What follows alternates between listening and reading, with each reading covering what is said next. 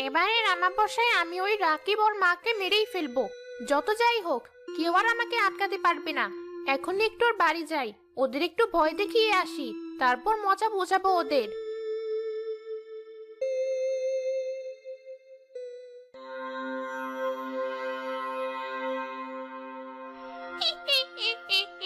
কি রে, মা ছেলে মিলে বসে বসে কি করছিস? খুব মজা করে গল্প করা হচ্ছে, তাই না? আবার এসেছিস তুই? সাহস থাকলে আমার সামনে আয়। মা, হলুদটা নিয়ে এসো, ওকে একটু হলুদ পোড়া গন্ধ শুকাই। ও খুব বাড়াবাড়ি শুরু করেছে। দাঁড়া, এখনই নিয়ে আসছি আমি, তারপরও বুঝবে। আমি এখন কম শক্তিশালী বলে তোরা আমাকে ভয় দেখাচ্ছিস। ভুলে যাস না, সামনে আমাবস্যা। এই আমাবস্যায় তোদের আমি ছাড়বো না বলে দিলাম। পারলে আমাকে আটকিয়ে দেখাস তখন। ঠিক আছে, দেখা যাবে তুই কি করতে পারিস। এখন চলে যা, না হলে হলুদ পোড়া দিয়ে জ্বালিয়ে দেবো তোকে। বেঁচে থাকতে তো পারিসনি, মরে পেতনি হয়ে এখন ভয় দেখাতে আসিস? তোর ক্ষমতা আমাদের জানা আছে। যা, চলে যা এখান থেকে বলছি। এখন চলে যাচ্ছি আমি, কিন্তু সময় মতো আবার ঠিক চলে আসবো। চলে গেছে ও, কিন্তু ওর কথা শুনে এবার আমার বেশ ভয় করছে। সত্যিও আমাদের মেরে ফেলবে না তো? ভয় তো আমারও করছে। তোমার এসব কথা শুনে এখন আরো বেশি ভয় করছে।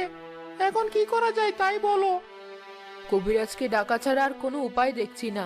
তবে কবিরাজকে সত্যি কথা কিছু বলা যাবে না। ঠিক আছে, এখনই যাচ্ছি তাকে ডেকে আনতে।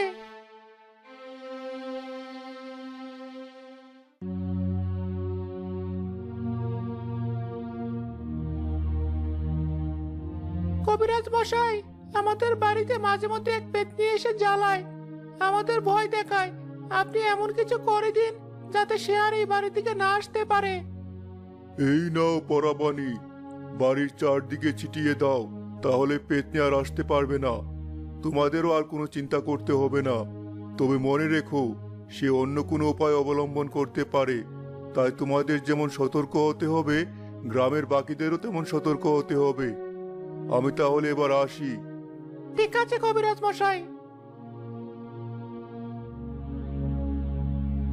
আর দেরি করিস না বাবা, এবার পানিটা ছিটিয়ে দে। পানি ছিটানো হয়ে গেছে, এবার গ্রামের সবাইকে বিষয়টা জানিয়ে দেই। সবাই শোনো, আজ রাতে অমাবস্যা। এই রাতে পেতনির শক্তি বাড়ে, আর সে যে কারো ক্ষতি করতে পারে। তাই সবাই সাবধানে থাকবে। যত যাই হয়ে যাক, কেউ বাইরে বের হবে না। ঠিক আছে, আমরা কেউ পেতনির ফাঁদে পা দেব না। সবাই সাবধানে থাকবো। এখন আমাবস্যা, আমার শক্তি বেড়েছে, কিন্তু ওর বাড়ির দিকে আমি যেতে পারছি না কেন? এটা আমার সাথে কি হচ্ছে? আমি তো কিছুই বুঝতে পারছি না। এখনই আমাকে প্রেতগুরুর কাছে যেতে হবে।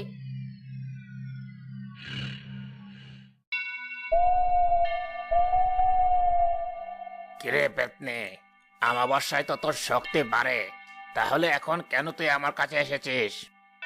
প্রেতগুরু, আমার শক্তি বেড়েছে, কিন্তু আমি ওই বাড়িতে তাও ঢুকতে পারছি না। ওই বাড়ি কবিরাজ দিয়ে বন্ধ করা হয়েছে। তোর এই শক্তি নিয়ে ওই বন্ধ শক্তি পেরিয়ে তুই ঢুকতে পারবি না। তাহলে এখন আমার উপায় কি? এভাবে চলতে থাকলে আমি আমার প্রতিশোধ নিতে পারবো না। আপনি আমাকে একটু উপায় করে দিন।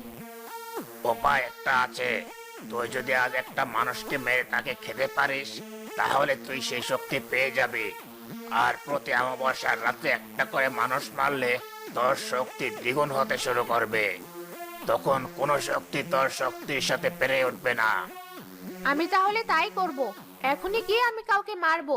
এই গ্রামের কাউকে মারতে আমার দুবার ভাবতে হবে না, কারণ ওরা আমাকে কোনো সাহায্য করেনি। ওদের প্রতিও আমার কোনো মায়া নেই। এই গ্রামে সবাই খুনি। ঠিক আছে, তাহলে এবার যা আর নিজের উদ্দেশ্য সফল কর। আমি ডাকলে কেউ বের হবে না, আমাকে একটি ছল করতে হবে। বাইরে মনে হচ্ছে কেউ কাঁদছে। নিশ্চয়ই কারো কোনো বিপদ হয়েছে।